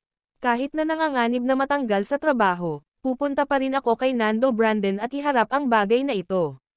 Pero sa ngayon, ano ba talaga kayong dalawa sa isa't isa? Ako, saglit na nawalan ng imak si Houston Green, ngunit sinabi pa rin niya, namumula ang kanyang mukha, Wala akong pakialam, kung talagang tinuturing mo akong kapatid, pagkatapos ay tanggihan mo itong brand cook, bigyan mo ako ng mukha na ito. 7 milyon. Tumingin si Dmitry Leopold kay Osby Michael sa likod niya. Medyo nag-aalangan, Mr. Michael and I don't have your big heart, dismissively overlook ang several million. And like I said, your relationship with her is not that of boyfriend and girlfriend, so why should we help you out? Payag akong maging girlfriend niya ngayon. Saglit na nag-alinlangan si Anna Harris, pagkatapos ay ipinulupot ang kanyang mga braso sa braso ni Houston Green. Ang video na ito ay edited by Urban Storytelling. Kabanata 477 Pansabotahe sa alak sa lungguhit isa. Nang bigkasan ni Anna Harris ang mga salitang ito, ibang-iba ang mood ng mga naruroon. Nagulat si Kella Radcliffe, pakiramdam na hindi maaaring maging simple ang mga bagay. Kinagat ni Anna Harris ang kanyang mga ngipin, nagpas siyang obserbahan sandali ang Houston Green para sa kapakanan ng kanyang matalik na kaibigan. Kung talagang nagbago siya, hindi mahalaga ang pagkakaroon niya ng kasintahan. Kung si Houston Green ay playboy pa rin gaya ng dati, pwede na siyang umalis. Pagkatapos ng lahat, walang mawawala. Si Dmitry Leopold at Osby Michael, gayunpaman, ay lihim na natuwa, kinuha ng isda ang pain. Bilang pinakamalaking benepisyaryo, si Houston Green, nang makamit ang kanyang layunin, ay pinigilan ang kanyang kagalakan at tumanggi ng may seryosong mukha. Ana, gusto kita, ngunit hindi mo kailangang magpakumbaba ng ganito.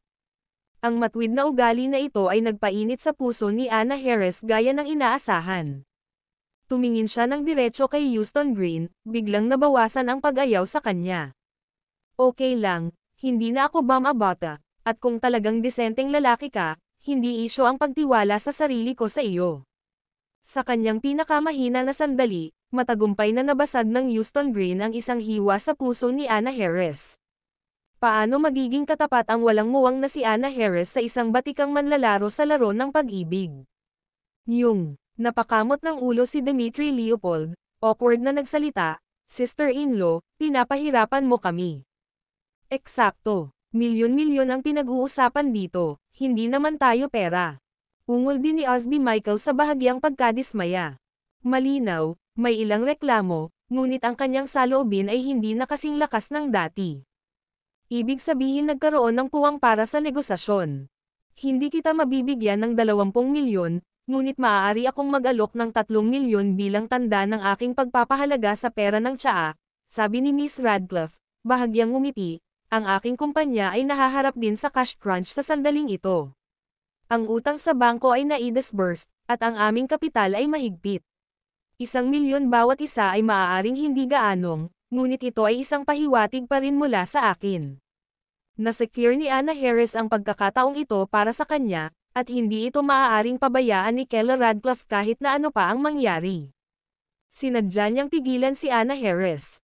Bagamat mahalaga ang kanyang negosyo, hindi ito may kukumpara sa kahalagahan ng kanyang matalik na kaibigan. Ngunit pagkatapos ay binigyan siya ni Anna Harris ng isang mahinang sipa, at agad na naunawaan ni Kella Radcliffe ang mensahe. Ang matalik na kaibigan na ito, na kadalasang walang pakialam, ay sineseryoso ang mga bagay sa puso. Hindi niya hahayaang samantalahin siya ni Houston Green ng ganoon kadali. Kung tungkol sa pera, pag-usapan natin yan mamaya, dahil nakahanap na ng kasintahan ang kapatid ko, kailangan nating magdiwang. At para makilala ngayon ang isang napakagandang babae bilang Miss Radcliffe, medyo masaya rin ako. Lumingon ang mga mata ni Dmitry Leopold, at kumaway siya sa isang waiter, ihain ang mga pinggan. Dalhin ang alak. Sir, order na po kayo. Agad na dinala ng waiter ang menu at magalang na iniharap kay Dmitry Leopold. Pumili mula sa mga signature dish, ngunit ang alak ay dapat na ang pinakamahusay na. Utos ni Dmitry Leopold, agad namang tumayo si Osby Michael at sinundan ang waiter palabas. Maninigarilyo ako. Casual niyang binanggit, lumabas ng Asher Dragon Hall. Miss Radcliffe, kahit na ano, kailangan mong uminom ng ilang baso sa amin ngayon. Nakangiting tumingin si Dmitry Leopold kay Kella Radcliffe, nagsimulang kalkulahin sa kanyang isipan kung anong poster ang dapat niyang gamitin mamaya. Masyado kang mabait, bagamat hindi ako magaling sa alak, Nagpapasalamat pa rin ako na handang tumulong si Mr. Leopold, tumango si Miss Radcliffe. Ang kaunting pag-inom ay hindi dapat maging problema. Ito ang Azure Dragon Hall, ang teritoryo ni Aaron Jackson, pagkatapos ng lahat. Sa labas, habang papalapit sa pinto ng Azure Dragon Hall ang waiter na may dalang alak, pinigilan siya ni Osby Michael. Sir, kunin mo muna ito sa loob, at bigyan mo ako ng alak. Sumabad si Osby Michael, inagaw ang red wine, at naiinip na sinabi, bilasan mo. Oo. Sa pagharap sa mga customer ng Azure Dragon Hall, ang waiter ay hindi nang ahas na magpakita ng anumang kawalang galang, at agad na dinala ang mga dessert at ilang iba pang mga pagkain sa bulwagan. Hehe, little lady, tingnan natin kung susunod ka. Matapos makapasok ang lahat, naglabas si Osby Michael ng isang maliit na bote mula sa kanyang bulsa, marahang binuksan, at ibinuhos ang berdeng likido sa loob sa alak. Ito ay isang malakas na gamot na pampakalma, isa ring sikat na maliit na bote sa loob ng Enlightened Group. Taon-taon, maraming mga batang babae ang pumapasok sa kanilang bilog, ngunit hindi lahat ng batang babae ay nabubulag ng kasakiman, handang ipagpalit ang kanilang mga katawan para sa pagsulong sa karera. Kaya't ginamit nila ang pamamaraang ito para idroga ang mga batang babae, dalhin sila sa kama, at pagkatapos ay kumuha ng mga larawan upang i-blackmail ang mga bagitong dalagang ito. Kaya naman laging dala ni Osby Michael ang maliit na bote na ito. Ngayon, ito ay dumating sa madaling gamitin. Bumalik na ako. Matapos ihalo ang gamot sa alak, itinulak ni Osby Michael ang pinto sa Azure Dragon Hall at pumasok sa bulwagan. Calvin, naninigarilyo ka ng tuluyan. Inip na ikan-away ni Dmitry Leopold ang kanyang kamay, na sinenyasan siyang maupo, paano mo nagagawang hintayin kami ng dilag? Hindi ka naman gentleman. Tama, bilasan mo at uminom ng penalty cup. Nag-chime din si Houston Green, na nagpatuloy sa kanya. Okay. Humalaklak si Osby Michael, Mr. Henry Green, hindi ka patas, pare. Kaka-girlfriend mo lang, tinatalikuran mo na kami, makakalimutin sa mukha ng kagandahan. Pagkasabi niyo ay kinuha niya ang bote ng red wine sa mesa, handa itong ibuhos sa baso niya. Noon lang, nakatanggap ang lead waiter sa Azure Dragon Hall ng mensahe sa pamamagitan ng kanyang earpiece mula sa main desk. May mali sa alak sa mga baso, tahimik mong ilabas. Bagamat walang tao sa paligid nang idagdag ni Osby Michael ang gamot sa alak. Napapaligiran ng surveillance ang buong establishment. Ito ang pugad ni Aaron Jackson. Ang lugar kung saan siya nakatayo at gumagawa ng kanyang marka. Kahit sino, kahit saan, ay hindi makakatakas sa paunawan ng mga elektronikong mata na ito sa kahit kaunting pagudyok. Hindi namin matukoy kung ano ang sangkap, ngunit tiyak na hindi ito normal. Sa loob ng surveillance room, may tumataginting na 50 tao. Halos bawat isa sa kanila ay nanunood ng hiwalay na kamera. Pagkatapos matanggap ang mensahe, mangyaring palitan kaagad ang inumin. Sa surveillance room, isang lalaking nakaitim ang naglabas ng walkie-talkie, na nag-uutos ng malayuan. At ang nangungunang waiter, nang matanggap ang mensahe, ay dali-daling naglabas ng 2 baso sa loob ng Azure Dragon Hall, itinago ang mga ito na parang gumagawa ng magic trick. Sir, payagan mo akong pagsilbihan ka. Matapos magbukas ng bagong bote ng red wine mula sa kabinet at mapuno ang mga baso, mabilis siyang lumapit sa grupo, nakangiti at yumuko. Sagana ang red wine sa Azure Dragon Hall, halos ang buong kabinet ay puno ng mga bote. Ang pagbubukas ng isa ng walang ingat ay hindi mapapansin ng sinuman. Nakikita mo kung gaano kahusay ang paggastos ng aming pera, na may napakagandang serbisyo. Natatawa sa naghihintay sa kanila, inabot ni Osby Michael ang alak sa waitress, halika. Kung nasiyahan ako mamaya, bibigyan kita ng magandang tip. Salamat, sana mag-enjoy kayong lahat. Pagkatapos magbuhos ng alak, agad na pinalitan ng waitress na ito ang mga baso ni Kella Radcliffe at Anna Harris. Napakabilis ng palitan, walang nakapansin. Ang lahat ng mga waitstaff na ito ay mga taong may kakayahan sa ilalim ni Aaron Jackson, bawat isa ay may kani-kanyang natatanging kakayahan. Para sa kanila, ang gayong maliit na gawain ay halos nakagawian. Makakaalis na kayong lahat, huwag papasukin ang sinuman nang wala akong tawag. Iminuwestra ni Osby Michael ang kanyang kamay, mag-iinuman tayo, umalis ka na. Oo, yumuko ang dosenang mga waitstaff at mabilis na umalis sa Asher Dragon Hall. Ang video na ito ay edited by Herban Storytelling. Kabanata 478 nagsimula na ang laro sa lungguhit isa. Miss Radcliffe. Itinaas ni Osby Michael ang kanyang baso, tinitingnan si Keller Radcliffe na may mapanlinlang na mga mata. Sa lahat ng taon na ako ay nasa negosyo, ito ang unang pagkakataon na naramdaman kong may mga anghel sa mundong ito. Mr. Michael, putulin ang tula, uminom ka. Halos hindi rin napigilan ni Dmitry Leopold ang sarili, mapilit na gustong malasing silang dalawa. Ngunit bago iyon, kailangan niyang makuha ang kanyang mga kamay sa isang kabuuan ng pera, ang bayad sa benepisyo na ibinigay ni Keller Radcliffe. Kung tutuusin, hindi lang ito libreng sakay, kukuha rin siya ng ilang milyon mula sa Keller Radcliffe. Pagdating sa katotohanan, kung nais ni Keller Radcliffe na magtatag ng isang foothold sa Gonzales City, kailangan niyang lunukan ang pagkawala ng walang reklamo. Isang inumin para sa 1 milyon, Miss Radcliffe, ikaw ang magpasya.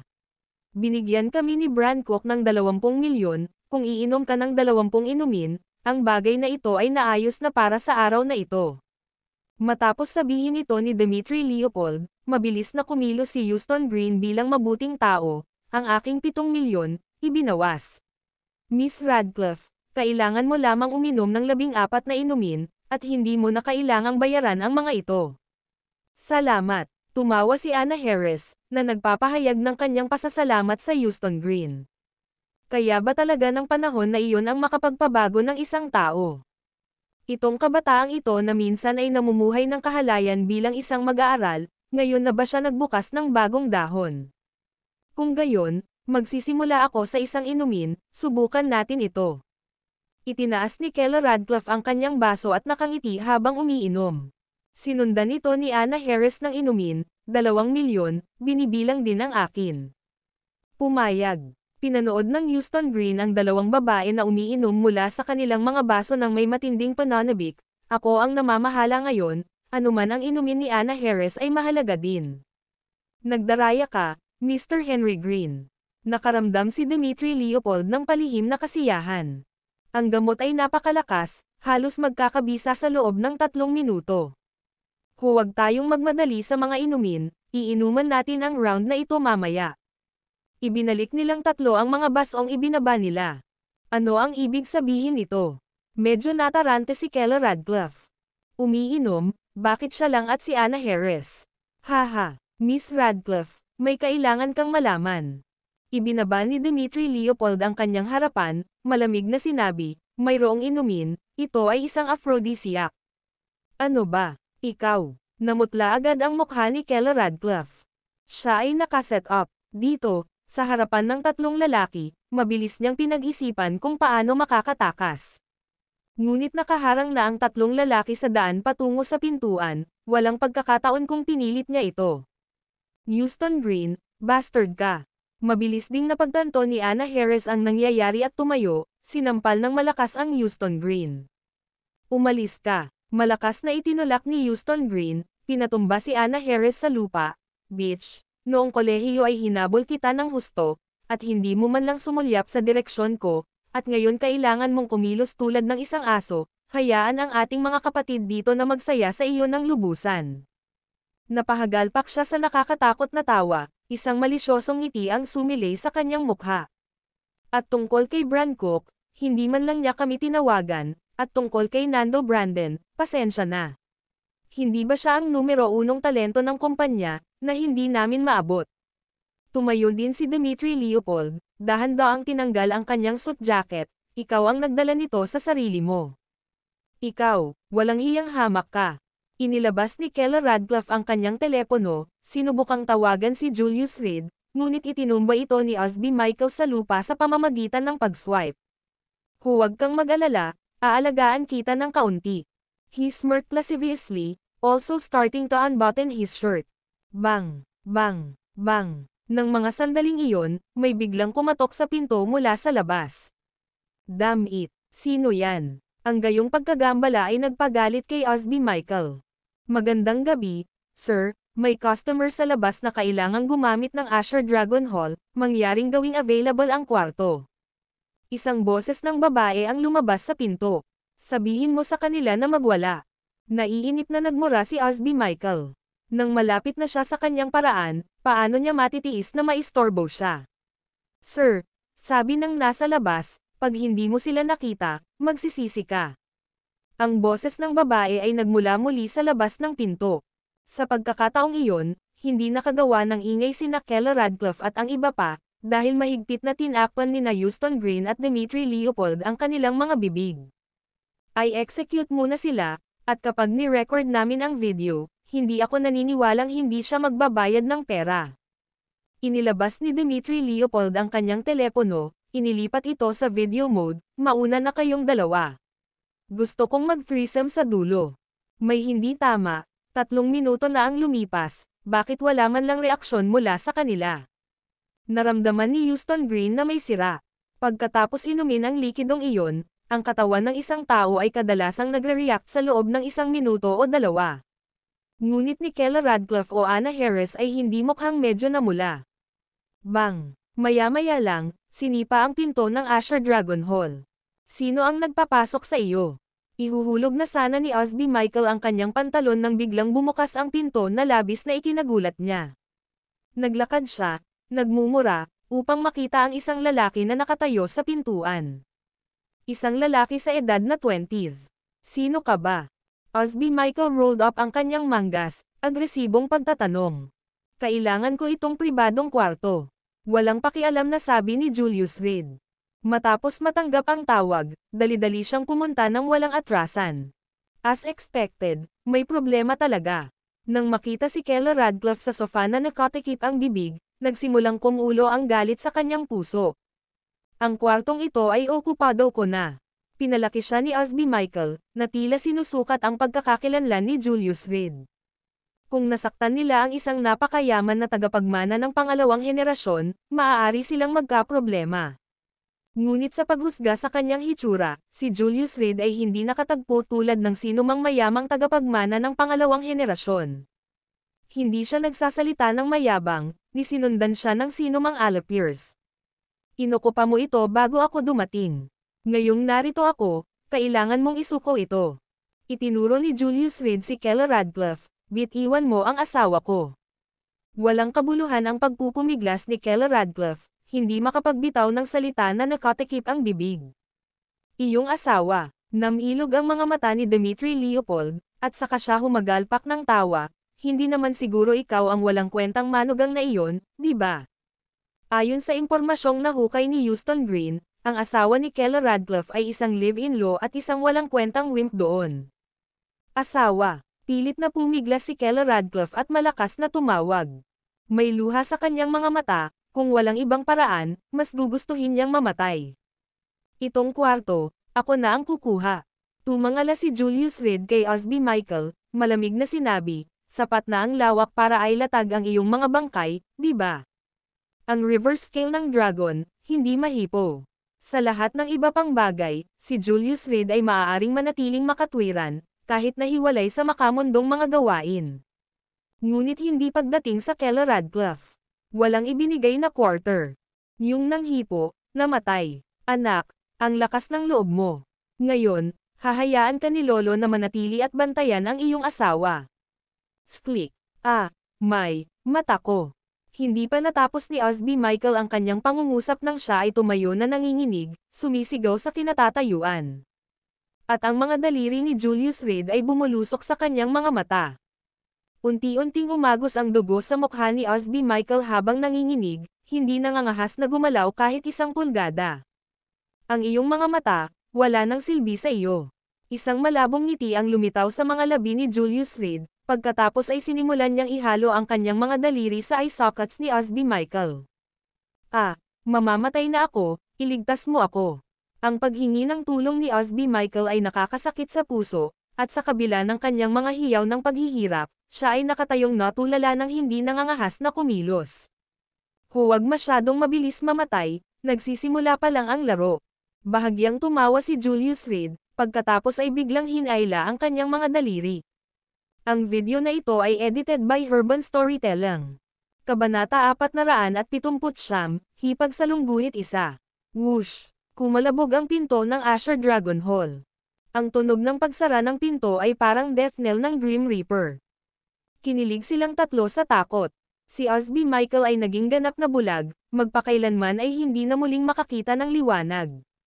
Lumuhad siya sa lupa, nakataas ang kanyang mga kamay, ngunit nanginginig sa kawalan ng katiyakan. Ang kanyang mga mata ay nawala. Ang mundo ay napakaitim. Dahil sa kirot sa puso ay nag-igting ang kanyang mga ngipin sa kakakrak na tunog, ngunit hindi niya alam kung ano ang gagawin. Hihintayin na lang niya na kumalat ang sakit sa buong katawan niya, o ang mga kasama niya na sumagip sa kanya. Si Osby Michael ay hindi nang ahas na huminga ng malakas dahil ang dilim sa harap ng kanyang mga mata ay nangangahulugan na maaari lamang niyang hatulan ang lokasyon ni Julius Reed sa pamamagitan ng pandinig.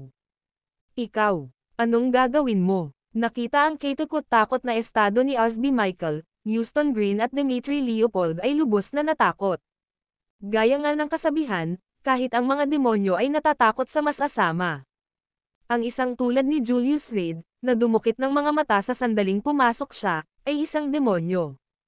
Ding-ling-ling, mabilis na pinindot ni Dmitry Leopold ang alarm button sa Vermilion Bird.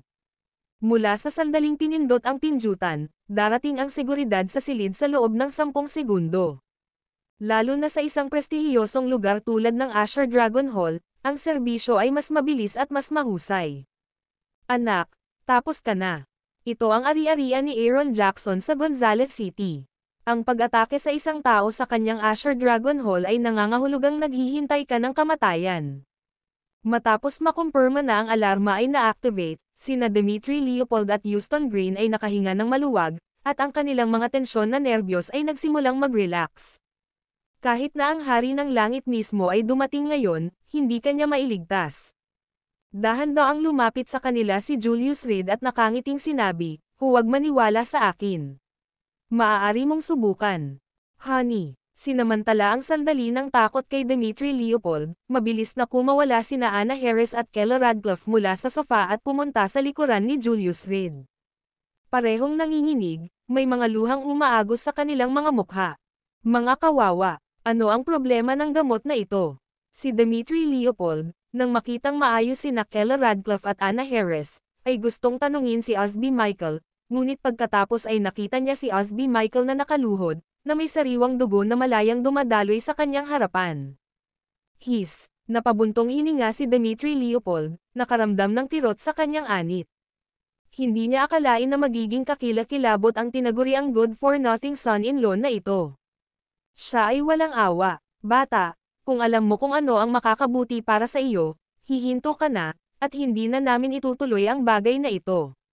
Kung hindi, masisigurong mabubulok ka sa kulungan ng singil ng sinadyang pinsala. Banta ni Houston Green na may panginginig sa boses. Nanginginig ang kanyang mga paa, at hindi man lang siya makahakbang pasulong. Higit sa lahat dahil ang pasukan ni Julius Reed ay masyadong mabisyo, tulad ng isang desperadong takas. Whoosh! Sa sandaling iyon, muling bumukas ang pinto. "Ako si Aaron Jackson, may problema ba?"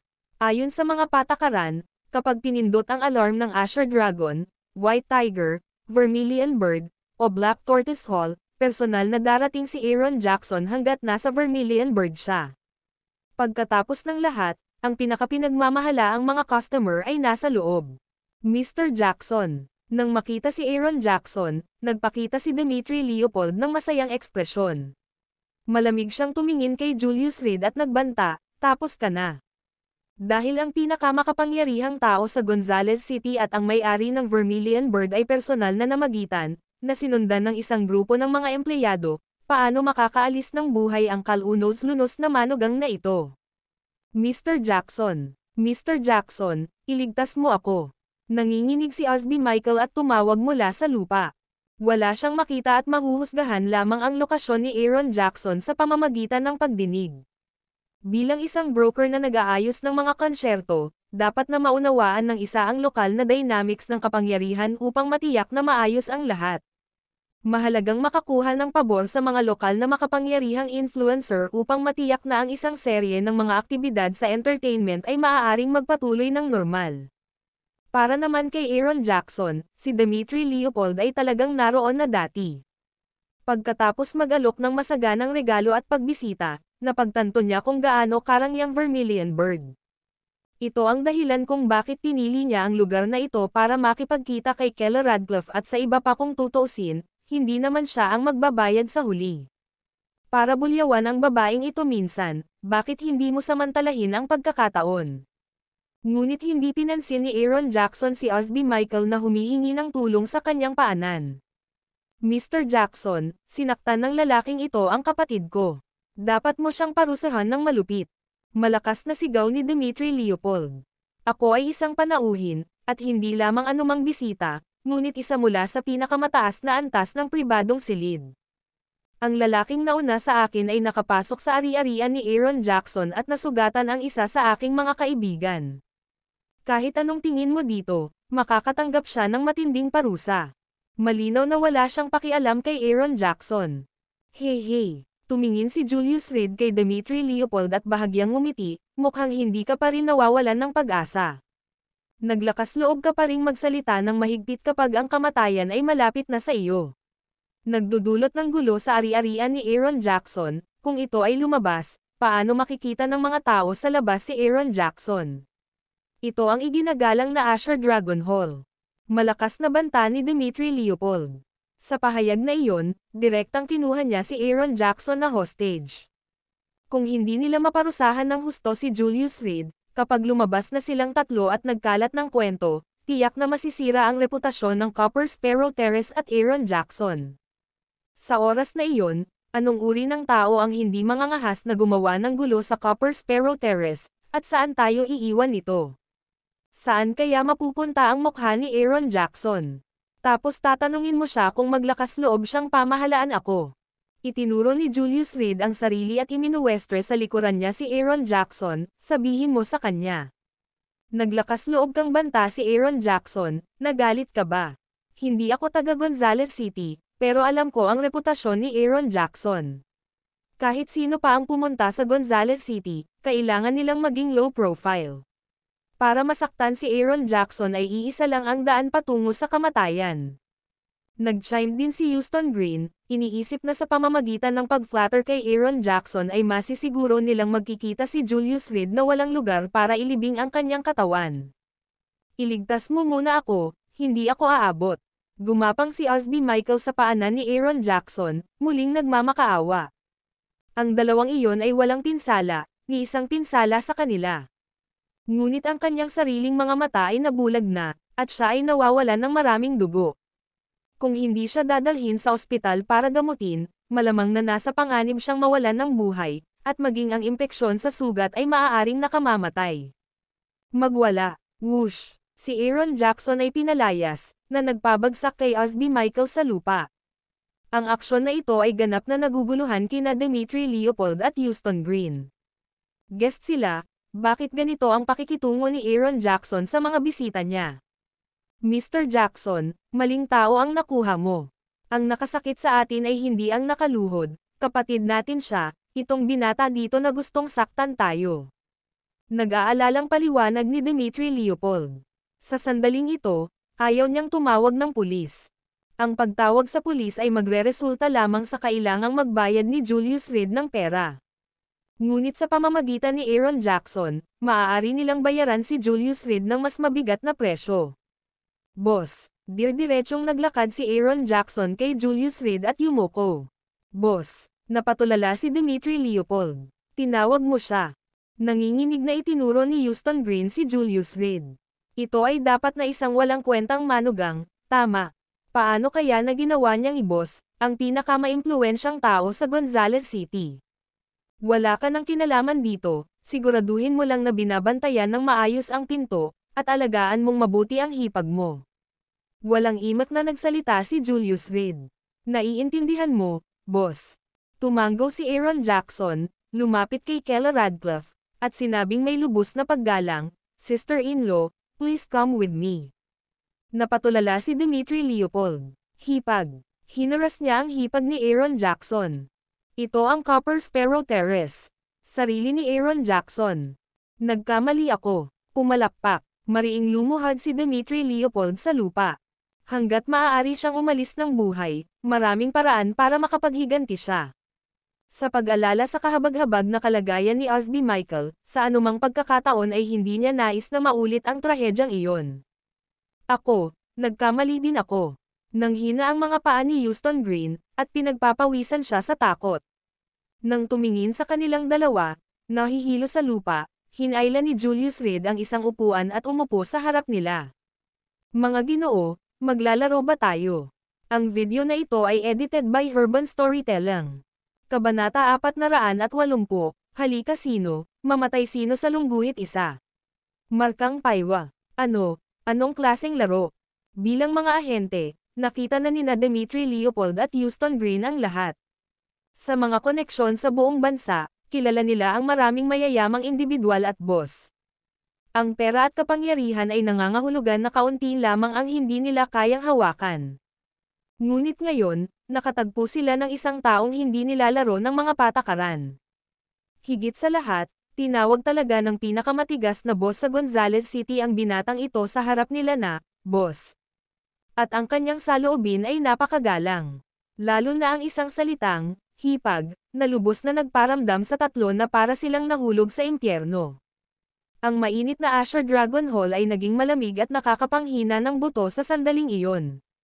Napuno ng goosebumps ang katawan ni Houston Green. Hindi niya akalain na ang simpleng pakikitulog sa isang babae ay maaaring maging backfire ng ganito. At tulad ng isang bakal na plato sana. Iyon, hindi namin siya kilala. Hindi mo alam na asawa ko siya.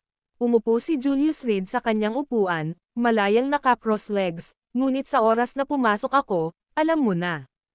Pasensya na, kung kapaki-pakinabang ang sorry. Lumingon si Julius Reed kay Osby Michael, hoy. Paumanhin, nabulag ko ang iyong mga mata.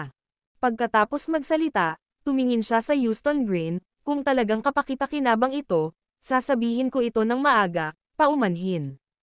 Whoosh! Marahas na bumangon ang binti ni Julius Reed, malakas na tumama sa balikat ni Houston Green. Basag. Hindi handa, ang balikat ni Houston Green ay nadurog, ang kanyang mga buto ay agad na nabasag. Sakit.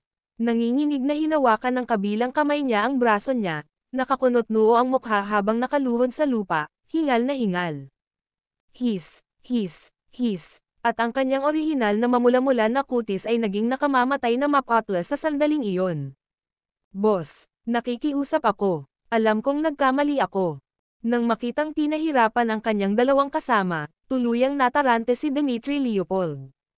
Lumuhad siya sa lupa, desperadong yumuko. Klang. Ang bawat hampas ay puno ng puwersa, ang tunog ng kanyang bungo na tumama sa mga marble tile ay lalong masakit sa tahimik na Asher Dragon Hall. Ang mga panaghoy ni na Houston Green at Osby Michael, na sinamahan ng mga marahas na tunog ng kotoang, ay tila lumikha ng isang symphony sa loob ng Asher Dragon Hall. At ang conductor ng symphony na ito ay si Julius Reed, na nakaupo na naka-cross legs na parang walang nangyari.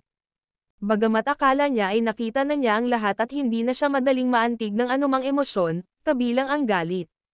Ngayon alam na niya na hindi pa siya nakatagpo ng taong tunay na karapat-dapat sa kanyang galit. Ang isang galit ay tumataas sa isang lamat para sa isang kagandahan. Sa mundong ito, ang sinumang maglakas loob na saktan si Keller Radcliffe ay nararapat na mapunta sa impyerno. Kung ang impyerno ay walang 19 na layer, si Julius Reed ang gagawa ng isa. Kumalat ang takot at gulat sa buong Asher Dragon Hall. Si Osby Michael, nanginginig, ay kinuha ang kanyang telepono mula sa kanyang bulsa, sinusubukang tumawag sa memorya, ngunit walang kabuluhan. Bulag, wala siyang makita. Huwag mo nang isipin ang paghingi ng tulong ngayon, maaari ko itong subukan para sa iyo. Nakangiting sabi ni Julius Reed sabay talikod kay Osby Michael. Clatter. Nang inig ang katawan ni Osby Michael, nahulog ang telepono sa lupa.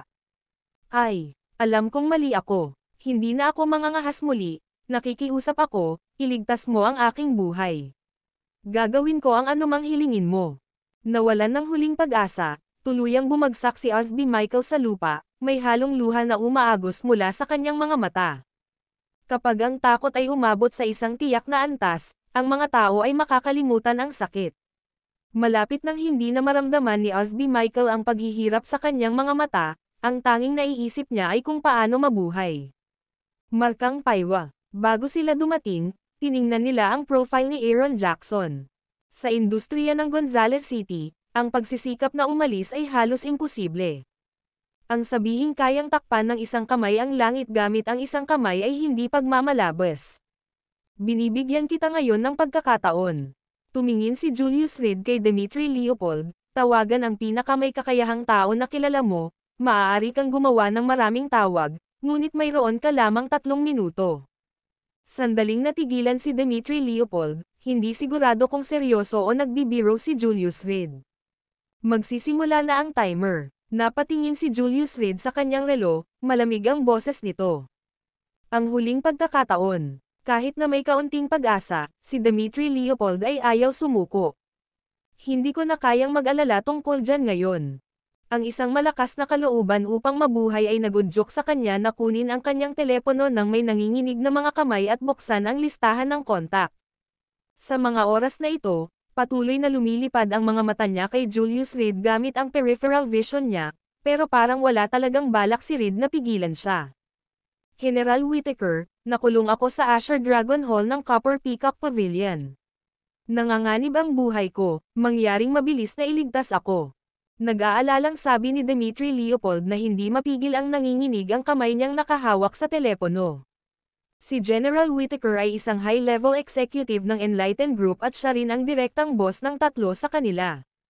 Si Nando Brandon, bilang bida ng Enlightened Group, ang pagkakaroon ng konsyerto na ito ay isang makabuluhang pagsisikap para sa kumpanya. At si Arwood Woody, bilang Deputy General Manager ng Enlightened Group at ang pang-4 na ranggo sa kumpanya, ay pumunta sa Gonzales City sa ngalan ng chairman, upang personal na samahan si Nando Brandon at planuhin ang konsyerto na ito. Nang marinig ang tawag ni Dmitry Leopold para sa tulong, ang unang reaksyon ni Arwood Woody ay nagulat. Dahil hindi siya sigurado kung ano talaga ang nangyari. Dmitry Leopold, anong ginagawa mo? Si Dmitry Leopold ay isa sa kanyang mas may kakayahan na mga ahente, at ang kakayahang ito ay makikita sa kanyang kakayahang makitungo sa maraming mahihirap na batang babae. Pagkatapos, gamit ang mga batang babae na ito, lalabas siya at makikipagkita sa ilang mga amo. Kadalasan, sa ilang walang laman na pangako, mahikayat ni Dmitry Leopold ang ilang batang babae na kusang umakyat sa mga higaan ng mga amo. Ito rin ang dahilan kung bakit dinala ni Arwood Woody si Dmitry Leopold sa Gonzales City. Ang Five River Province ay mayroong Wilson Group na may malakas na mapagkukunan ng pananalapi, na sinasabing papasok sa industriya ng entertainment.